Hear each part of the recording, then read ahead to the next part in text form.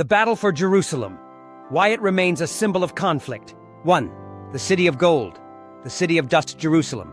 Its name alone is a symphony, a prayer, a battle cry. It is a city that sits at the crossroads of heaven and earth. Here the divine and the mortal have clashed for millennia. To call it a mere city is to call the ocean a puddle. It is a living, breathing entity, a mosaic of faiths, histories, and hopes. Its golden stones shimmer under the sun. But beneath their glow lies the dust of countless generations. Each layer is a testament to the blood, sweat, and tears spilled in its name. Jerusalem is not just a place. It is an idea, a dream, a prophecy. It is the city David conquered, the city Solomon adorned. It is the city where Christ wept, and the city from which Muhammad ascended. It is the heartbeat of three great religions: Judaism, Christianity, and Islam. Each claims it as their own. Each weaves their stories into its ancient walls. But like a precious gem fought over by jealous hands, Jerusalem has become a symbol of division as much as unity. It is a beacon of hope and a crucible of conflict. 2.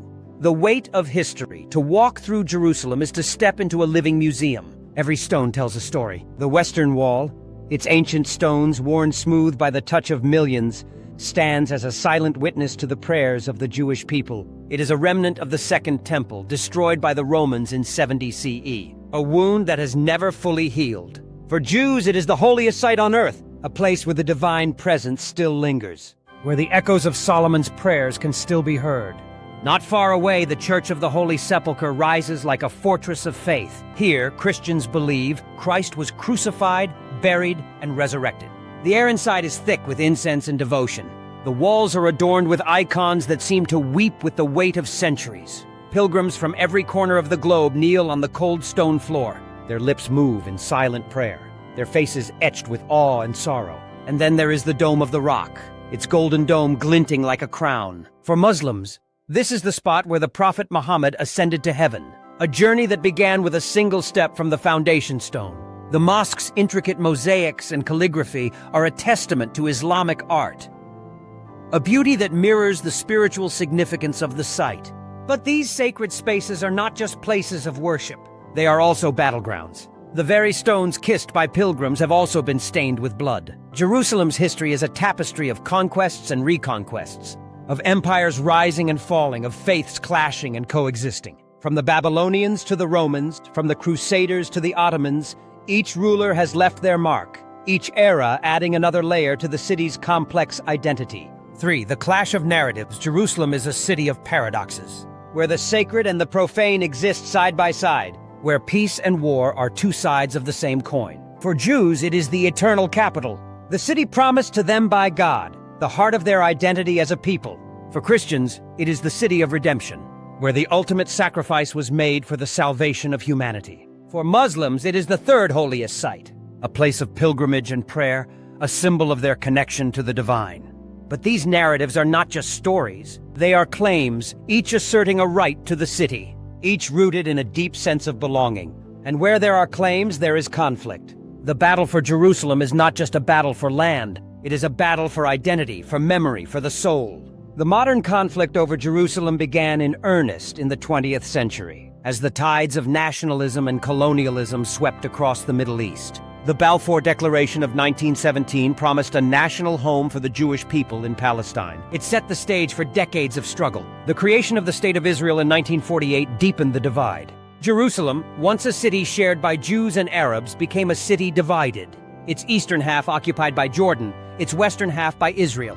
The Six-Day War of 1967 changed everything. In a swift and stunning victory, Israel captured East Jerusalem, along with the West Bank, Gaza Strip, Golan Heights, and Sinai Peninsula. For Israelis, it was a moment of triumph, a return to their ancient capital. For Palestinians, it was a moment of loss, a bitter reminder of their displacement and dispossession. Since then, Jerusalem has been at the heart of the Israeli-Palestinian conflict, a symbol of the larger struggle for land, rights, and recognition. The city's status is one of the most contentious issues in any peace negotiation, with both sides insisting on their right to claim it as their capital.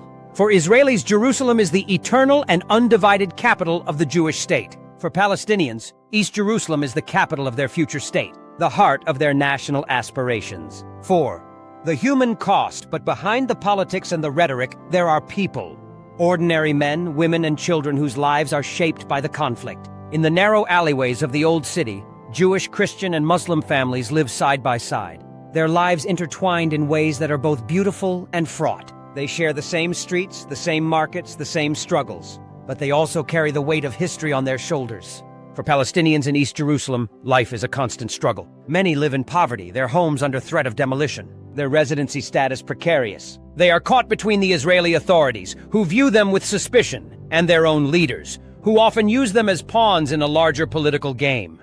For Israelis, Jerusalem is a source of pride and security, but also a source of anxiety. The city has been the target of numerous terrorist attacks, its streets patrolled by soldiers and police, its residents always on edge. The dream of a united Jerusalem has come at a cost that is borne by both sides. 5. The search for peace. Is peace possible in Jerusalem? The question has been asked countless times.